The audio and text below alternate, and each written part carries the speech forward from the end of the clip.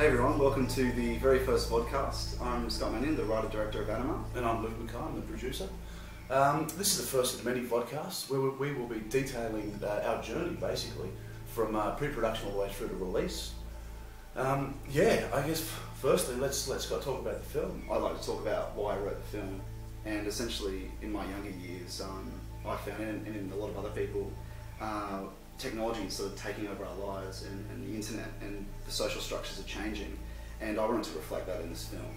And to the extreme, I mean, this man, his journey is really to break free from his technology addiction and sort of re-engage with his humanity, and that's what it's all about. And I think too that it's a story that needs to be told. As technology expands, so too does, I guess, the potential for this kind of addiction to take place. Well, there's a condition in Japan called, they're called the hikikomori, and they're men and some women that end up being reclusive in their rooms for 5 years at a time, as is our character in our film. And they just don't come out. They're totally dependent on their parents, and it's just a growing movement. It's about, I think, 1 million people in Japan are hikikomori, stuck inside their room. And that's so extreme, you know, and it happens here too. It just doesn't get mentioned much. It's just, people losing touch with the humans that are around them, and that's why I think this story is really important. And I experienced this, a similar thing when I was younger as well. I think a lot of people can relate. And I guess what first jumped out at me about the script was its honesty. Thanks, mate. Yeah, totally. It's an honest script. It has honest insights into the world of technology addiction, which I think is an unknown.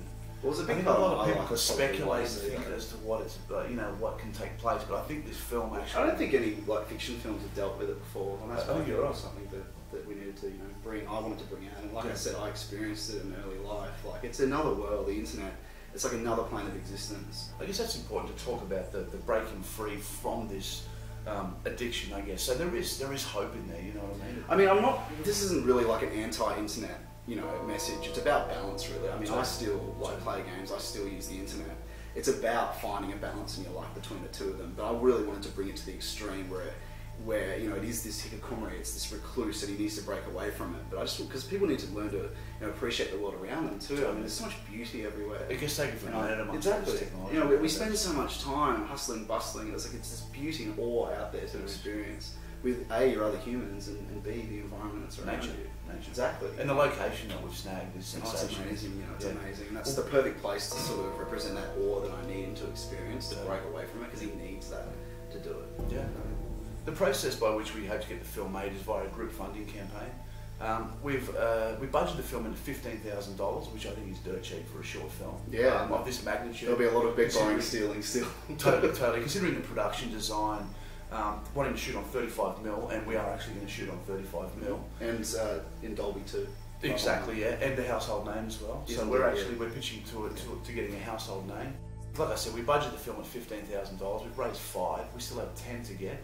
And we've actually simplified it down to, if we had 200 people each pledge $50, we are totally there, and we're ready to roll, basically. Yeah. So yeah, $10,000 left to raise. But for that small pledge, we'll call it, we're extending an invitation to the screening at Screen Australia Studios, which I think is sensational. It's a great venue. There'll be industry people there.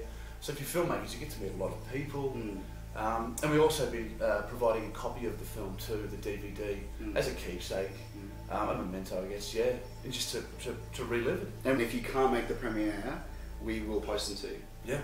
So make sure you check the form. If you're going to come to the premiere, check the form on the back of the last page of the proposal. And if you have a physical copy of it, if you got given one out from the ones who've been distributing, make sure you fill it out and send it to us. The announcement we were talking about, we're going to shoot a teaser in 3 weeks' time. And should have it cut within a week after that too. We'll have it up online by the end of November. Yeah. Totally. Yeah. And exciting. We just wanted to do it to give you guys an idea of the visual style, the tone of the film, and it'll be as high production value as we're going to have for the film. And make sure you check out the proposal too, because this is all written down in written form on the website.